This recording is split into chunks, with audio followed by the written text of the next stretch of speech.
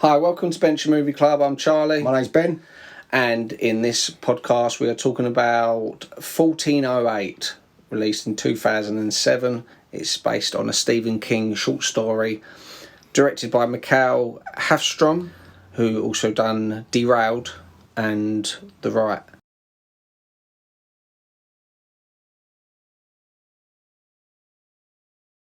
It stars John Cusack from Grosse Pointe Blank, High Fidelity, Say Anything. This is actually the second Stephen King film he'd been in after Stand By Me. Samuel Jackson, of course, from Pulp Fiction, Snakes on a Plane. He also has Nick Fury in the Marvel Cinematic Universe. Mary McCormack, who's in Deep Impact, K-Pax, Plain Sight. She actually replaced Kate Walsh, who loads of people would know from Grey's Anatomy. But there's an interesting fact about that actress. She was heavily pregnant at the time, so that all her scenes had to be filmed from the waist up. Oh, Mary McCormack. Yeah. Oh. Tony Shalhoub, who plays his agent, he's TV's Monk, and he's in various films, Men in Black 2. Isaiah Whitlock Jr., he's only got a small part in this. He's the guy who's come out and tells him how to do the thermometer. He's not been in loads of things, but one thing I know him from, he's the doctor in Goodfellas. Okay. The one who's, when Ray Liotta's trying to get his brother, he said, no, he's a doctor in Goodfellas. Anyway. He's also Ethan Banks. He's one that Ray Liotta goes, yeah. Is that what you mean? Yeah, that's what I know you mean. The doctor that goes, but he's in Goodfellas anyway. What's that mean? I know what you mean. If you know, you know. Ethan, he's also he plays Ethan Banks in Enchanted, household name. And I recognised the woman behind the counter. No, I recognised the woman behind the counter. Well, we both did. I found out. Did you actually know who she was? I didn't recognise her. I watched it and I knew it straight away, and I thought he's never gonna get her. You know what? It was only because what happened. There was two things. Because obviously watching the film again, intending on doing this, and I remember seeing her behind the counter. I thought, oh, she's quite nice. She's quite, definitely my kind of. But what throws me with this, because it's American. Yeah. But then what happened, when I was doing the research, I'll definitely find out what actress she is. And I didn't recognise her name, but it's only when I looked through, what else has she been in? I bet you yeah. Oh my God. Brenda from Party, the main character, the blonde. You've got a better eye for things like that. I noticed her straight away, and I looked and I thought, that's Brenda from Party. I thought, hang on a minute, that's a bit like Hollywood film, American. I thought, and I recognised her straight away. Because I know she's had red hair for many, many years now. Because like all her roles in the later years, she's actually got red hair. But I looked and I thought, he's never going to get that.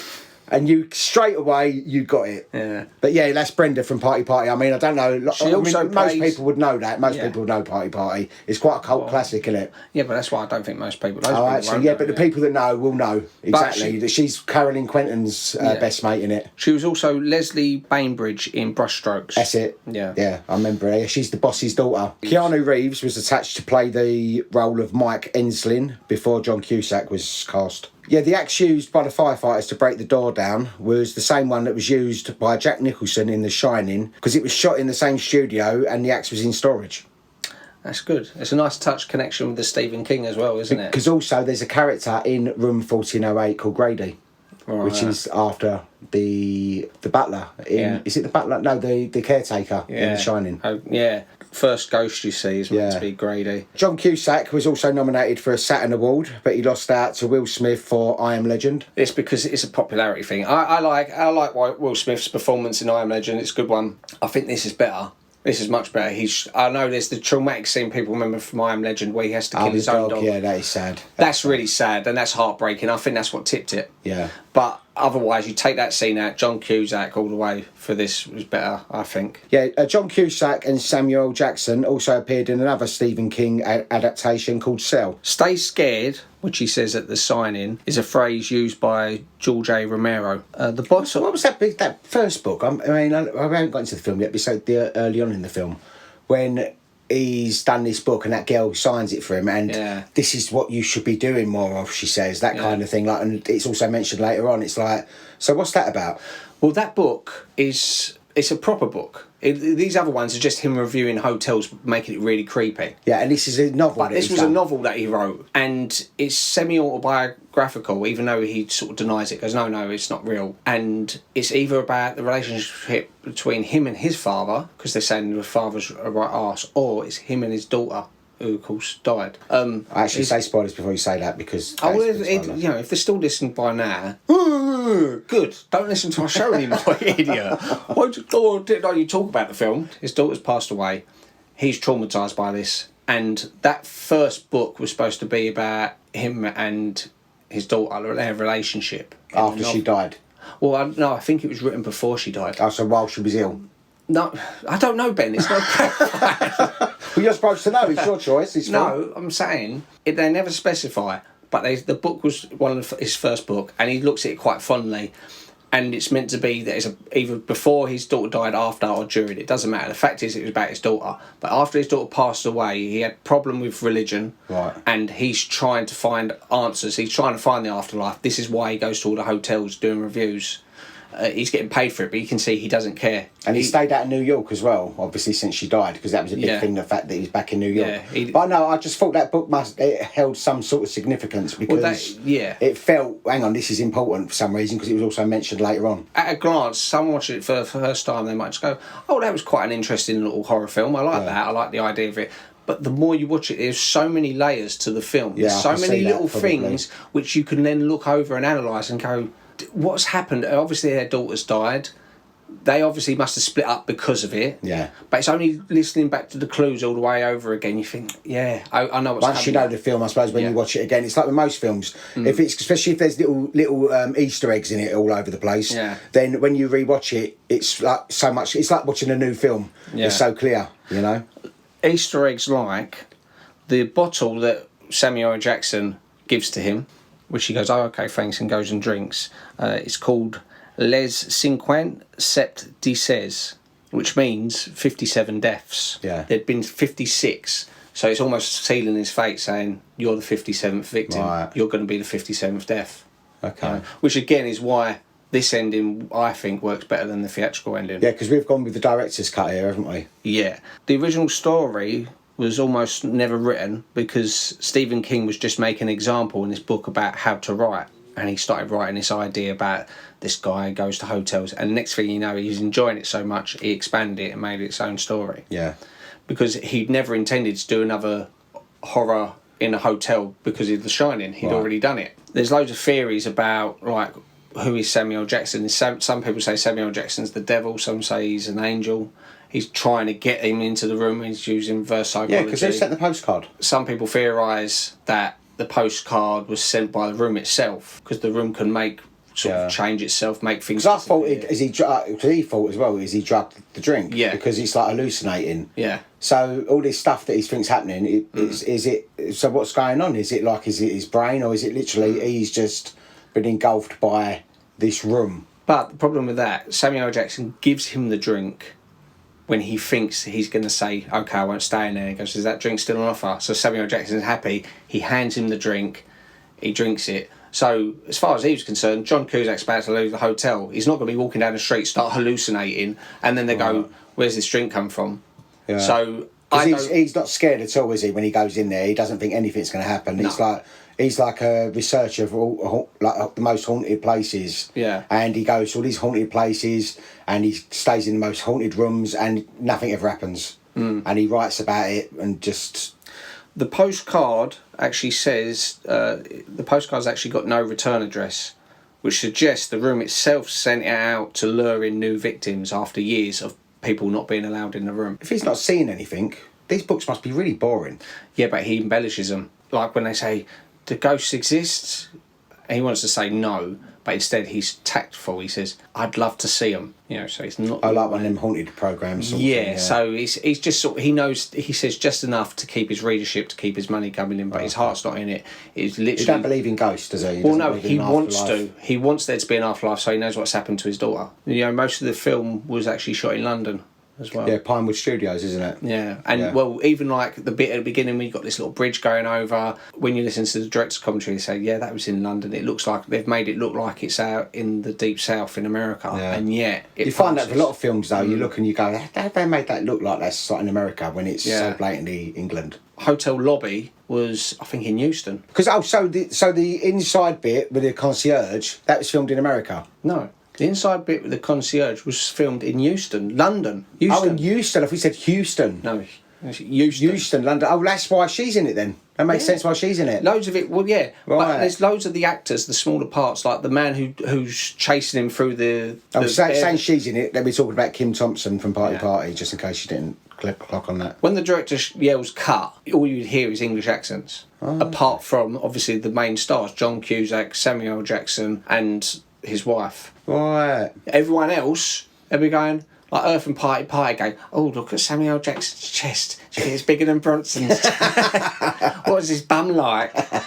Right, so this film's got 4 endings. So technically there's 5 if you include the original Stephen King ending, but that was never shot. The theatrical ending, which was released on DVD, Amazon Prime, Netflix UK and YouTube. They should actually do this more like, do you remember Clue? Mm-hmm. Where it's got different endings. I think it'd be good if they done a version, because literally it's just the ending changes, but it's the dramatically different. So it sort of chucks a different one. So you think, is he going to survive this time or is he going to die? I don't know. That'd be quite fun. So in the theatrical version, Mike survives. He reconciles with Lily. She's sceptical about what happened to him. He's sort of like, this is what happened in the room, but they get back together. And they find a box of Mike's possessions, and he says, no, you got to chuck it away, but hold on to the past. And he plays this dictaphone tape while that Lily's unpacking, and you can hear him talking, and you hear his daughter talking. Right. Don't leave me, Daddy, don't you? Yeah. But you can hear it. Yeah. She hears it too, and she sort of drops the box, and she's like in shock, and he just sort of stares at her, and then it ends. And is that the one that was like released in the theatre? That's the theatrical ending. Now the thing is, I like this ending, the director's cut, which I'm going to say in a minute. From what I've gathered from my research, most people actually like the theatrical ending. Yeah, and I watched this ending they didn't like because I think it's too dark. It's too dark. The thing is about the theatrical ending, loads of people look at it and think it's more upbeat ending. I don't think it is, because I think what's that saying is, not only is his daughter dead, but she's in turmoil and stuck and confused. Don't leave me, Daddy. That's horrible. The director's cut, you see he's a ghost as well, and she's calling him, and he's like, okay, so... And they hug.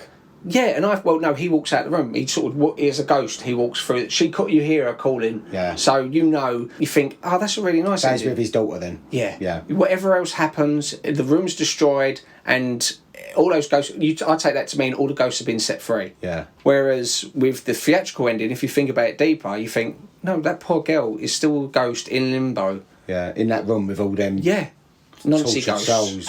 Yeah. There's an alternative to theatrical ending, right, which is the same as that theatrical ending where you play the tape, except in the alternative one, she can't hear the girl's voice. Only he can. He's sort of looking at her as if, like, can you hear it? And she's like, what? Like, she can't hear the... Oh, literally. She can't hear it. That's the only change. That's the only difference between that one. Then there's the director's cut, which is what we've just watched. Right, so Mike dies. Olin, Samuel Jackson, tries to give the box of his remains to the wife, but she doesn't want it. He listens and hears Katie's voice, and he sees the little girl in the background, turns around and sees a burnt Mike, doesn't he, for a second? He's like, and jumps. And it cuts to the hotel where we see his ghost leave the room, where his daughter's calling.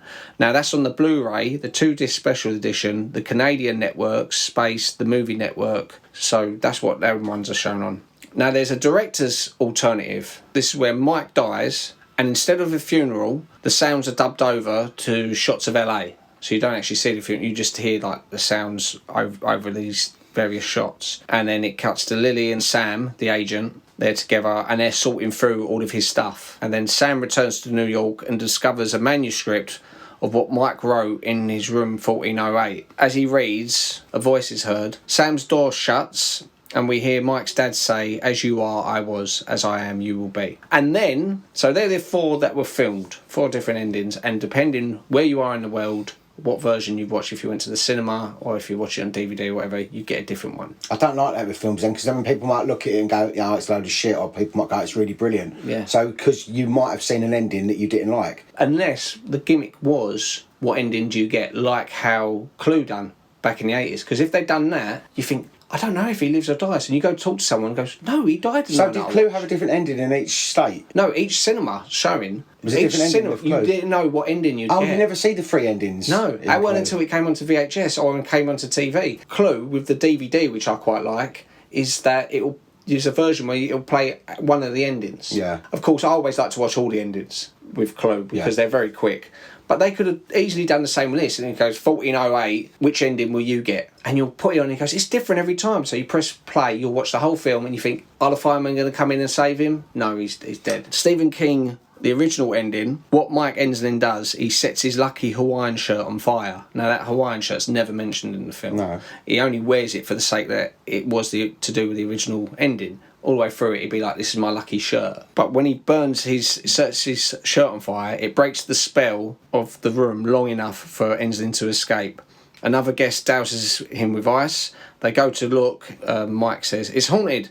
With that, the door slams. Mike retires from writing. He's developed various physical and psychological problems. There were no ghosts, as ghosts were once human, he writes. So he says, it was just an evil room. The entity was inhuman, and he ends up sleeping with the lights on. This is all the stuff that Stephen King does. He always goes over. He prattles on. You think, well, I don't care. He's well known for that, though, isn't he? Yeah. He doesn't know when to end something. No. So the film itself, then, is obviously he's going around all these hotels. He wants to find out about the afterlife. Tries to find out about the afterlife, yeah. He stays in the scariest hotels, scariest rooms. Nothing really happens in any of them, does it? Then he goes to this hotel. He insists on going there. He uses, like, the law and stuff to say he's allowed you're not allowed to stop me. Yeah.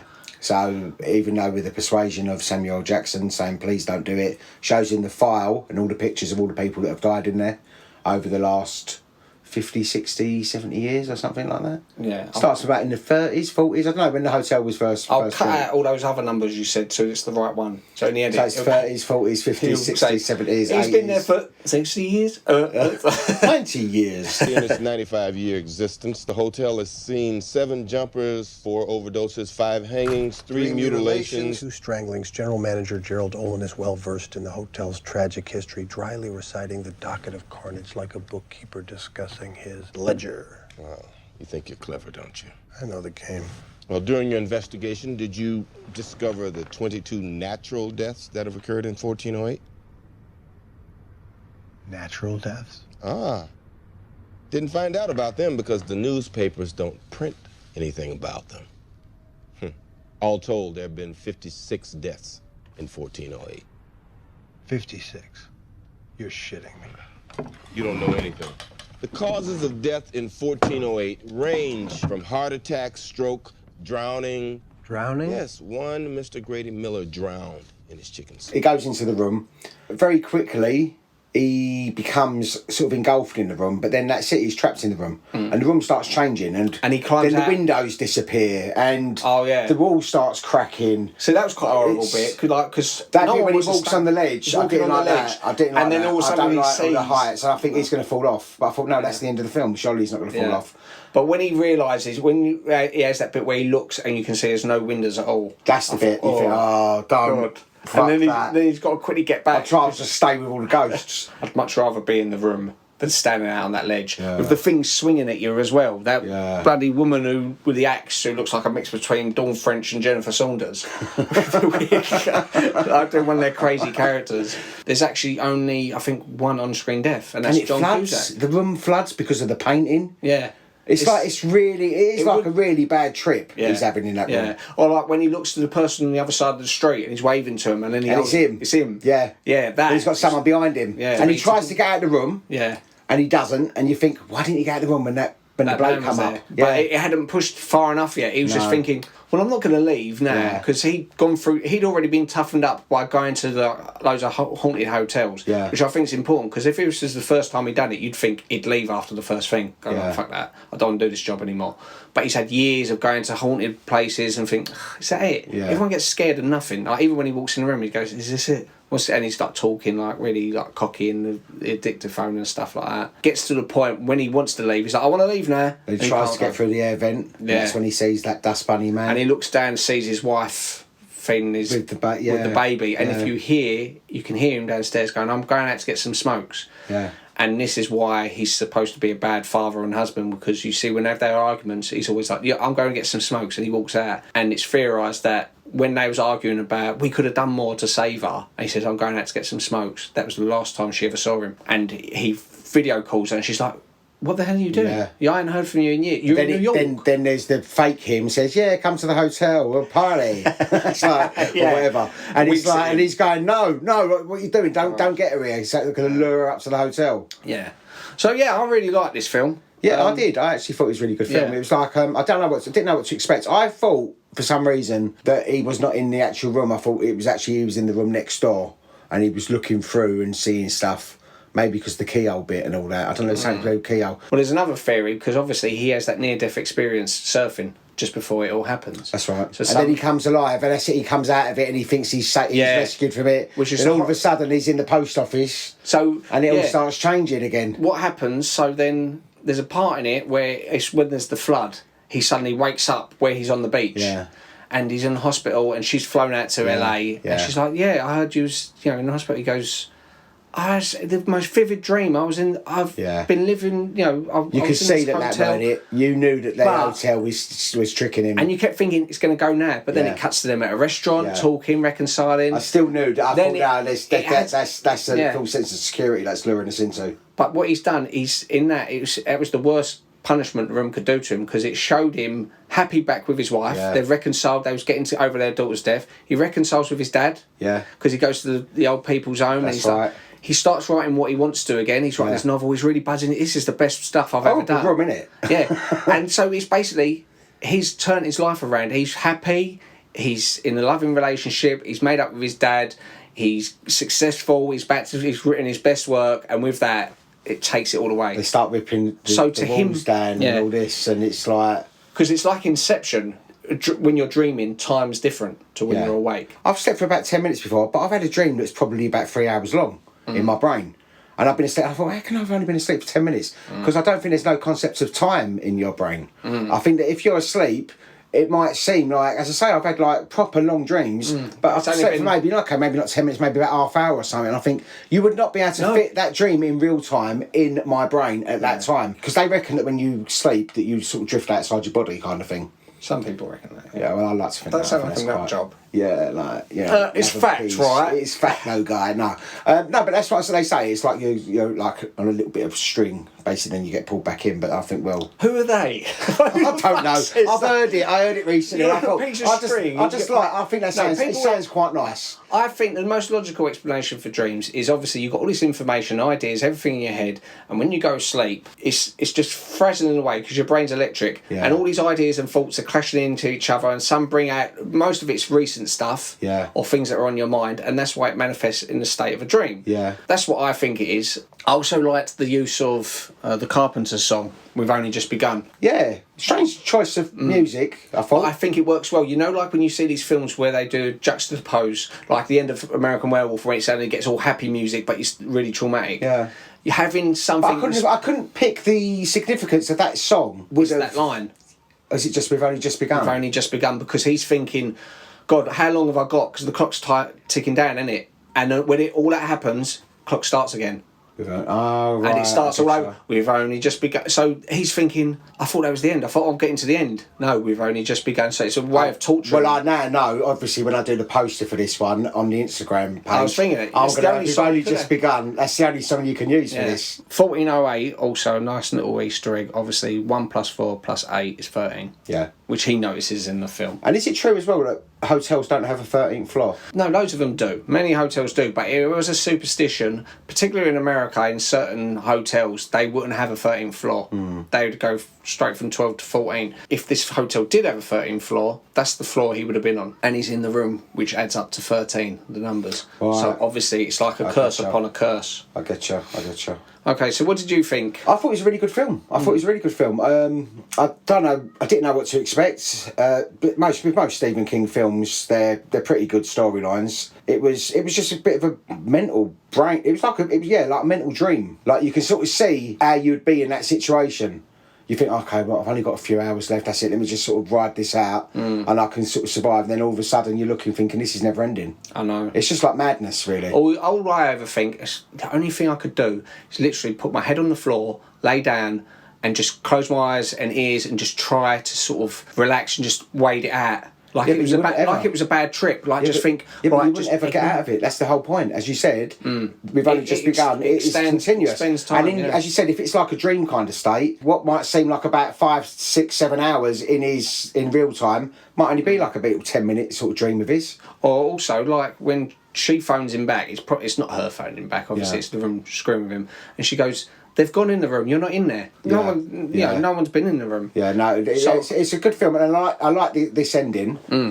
You spoke about the other endings. Yeah, I can see like the happier ending. Well, it's not really not happier, as you said. This is probably happier because he's with his daughter now in this ending, whereas the other ending, his daughter's left in limbo, and he's reconciled with his wife. Which I think any partner, any parent would rather be with their child if their child is in limbo and going, "Don't go, Daddy, don't go," and you could have that haunted like all through your life where you go, "Okay, well, I'm going to be with you." I think that's a good point. I think if you haven't got children, you might see the theatrical ending as the happy ending. Yeah. Maybe, yeah. Whereas if you've had children, you think, you know what, I would rather die and spend eternity with my child. Because you know your child, I want to be with my child throughout eternity. So he's so happy. There's not people that have lost children, but as I say, they don't. It's like they find a way of carrying on. But you like to think that one day they will be with their children. But if you feel that your child is in limbo and calling out for you, then that's a different thing, isn't it? Kill yourself to try and save you? Yeah, exactly. Otherwise, everyone would be killing themselves. Whereas this director's cut, not only does it show he's with his daughter, you know, eventually when the mum dies, they'll be together. Yeah, so But that's, I think, in general life. I think when people do lose a child, they have to just carry on, and you do carry on. But then that one day, without taking their own lives, one day you will all be together, sort of thing. And that's the whole thing with anyone, with any family. You think, like we lose people, like we lost Dad, we lost Nan. You miss these people, but then you know one day we'll all be together. That's what I like to think. He actually goes through the 5 steps of grief. It starts off with denial. Yeah. Because you're saying, nothing's happening. Then he gets to anger, because he starts getting angry. I've had enough, I want to get out of here now. Then it goes to bargaining, trying to make sort of deals, trying to find his way out of there. Oh, okay, yeah. Then it gets to depression, when he's really distraught and holding her. And then finally acceptance. And then 5 stages of grief, and that's exactly the order that he goes through. Because where he's grieving him for his daughter. Because there's another theory where when he has that near-death experience at the beginning, surfing, that's when he dies. He's actually dead then. Right. And the whole thing about the hotel, all of that is his death dream. Okay. Because he's never been able to grieve. I suppose you can sort of look at it in so many different ways. Yeah. I don't like that one. I like the idea. The fact that he's gone there. Yeah. Yeah, right. IMDb got 6.8%. Yeah, right. You slack. Listen. Yeah, right. No. Betfred. IMDb got 6. Start again. IMDb got 6.8%, which I think it's a bit harsh. I think it depends on what ending you say. Great, yeah. Maybe. Rotten Tomatoes, the critics give it 80%, but the audience give it 61%. That's unusual, isn't it? I would have thought that would have been more even. Yeah, it could be a number of factors. Like the ending. Because the other thing is, at the time, when this came out, it was right in the midst of Hostel, Saw, and I guess Wrong Turn, doing it at Final Destination even. All these ones where it's really gory, loads of body count, loads of people dying. So every film that people just wanted more and more of that, someone pays to go see this. Oh, there's another one. It's called 1408. Loads of them be sitting there going, no one's died. No one's bloody died yet. They don't not looking for a psychological thriller. It's not this film's fault. It's not necessarily the publicity for it, because the publicity for it looks like it's telling you what you're going to get. But I think at the time, the horror fans were going through this phase of the more gore and limbs cut off, the better. The budget for this film was $25 million. And it made $133 million, so it's not a bad turnaround, is it? But I think it's a great film, and I think it outlasts all of those ones at the time, the Hostels and the Saws. I don't think I've ever seen... I think I've seen one Saw film. I've never wanted to watch Hostel. I like a horror film. I don't like a gore fest. I don't like something that is actually possible. Like, that's why I hated that film Eden Lake, because that was like a kind of Michael Myers type horror film, but with real chavvy people. Yeah. It was like they was like proper nasty chavs, which you get people like that. It's too close and to that's home, why that's what I didn't like. There's this lovely young couple, and these like bunch of chavs torture this young couple. That left me with such a horrible cold feeling inside. And I remember at the time I thought I need to put something comedy on. I just could not get myself out of that, and I thought that has just depressed me, that film. And I even recommended it to someone in work the next day. I went, oh yeah, it's a really good film, watch it. He went, oh okay, he's going to watch it with his wife. The next day I went, what the fucking hell did you tell me to watch that? I goes, what a fucking depressing film. Did not like it at all. About Eden Lake? I don't even know, why am I talking about Eden Lake? But anyway, yeah, but that was that anyway. So that was Eden Lake, which we're not going to review because I'm not sitting through that again. Seeing these things, scummy people and doing these horrible things, you think, I don't need to see the details. No, because you know that goes on in real life anyway. Halloween's much more psychological because it's more about him sort of standing behind bushes. Yeah. You know, that's scary. Yeah. Because you're like, who was that? And not knowing is scarier than knowing. Yeah. So that's what Halloween does well, and that's what these films do terribly. They literally have the bloke come in the room, I'm going to put this cloth through your nose. Yeah. And he does it. And you see it, and you're like, oh, I don't need to see that. No. I might as well go watch an autopsy. I think this will outlast those kind of films. I think also with this film, if I was to watch this again, I would understand it so much more. Because once you've seen a film and then you know what you're looking for, you watch it again, it's like watching a whole brand new film. Yeah. So I do think, if the second time I watch this, I will also see a lot more of it. Yeah, I enjoyed it though. So anyone listening to the podcast who has seen the film and weren't sure about it, you might now think, you know what, I'll watch it again actually. Now you've pointed out those things, again, you might appreciate it. And try and watch the director's cut, because obviously that was the cut the director wanted. Yeah, I think I prefer the director's cut, but I can also see why loads of people prefer the theatrical cut. As I said, I think it comes down to your mindset. What was it you see with Adam? You said you was watching it with Adam. I think I saw... Because you said it was different ending. I think it was the director's alternative ending, which is the one of him, her and the lawyer going off to New York and splitting up his stuff. And I had to almost apologise to him, saying, I'm sorry, I was recommending that film. I don't remember that ending. I've done the same with Rosie. I mean, she asked me to copy Little Shop of Horrors for her once, and she wanted to show her kids. So I've done the DVD of it and sent it round to her. She went, fucking hell's this one? Like, it was like they all get killed in it. She goes, I don't remember it being like this. And I didn't realise there was two versions of it. There's a version of Little Shop of Horrors where they all die in the end. Yeah, I know. And there's loads of plants and taking over the world. Yeah. Where there's the other version where it's all happy and you just see the little plant at the end in the garden. Yeah, like, so it gives you a little creepy. Say it's going to happen. It might happen. But then there's this one, they all just die. I don't think I've even seen that version. But Rosie showed it to her kids. It's a nice, nice feel good. A nice feel good. Was that the original film? That was the original ending, and then they. I can imagine actually. Yeah, they changed it.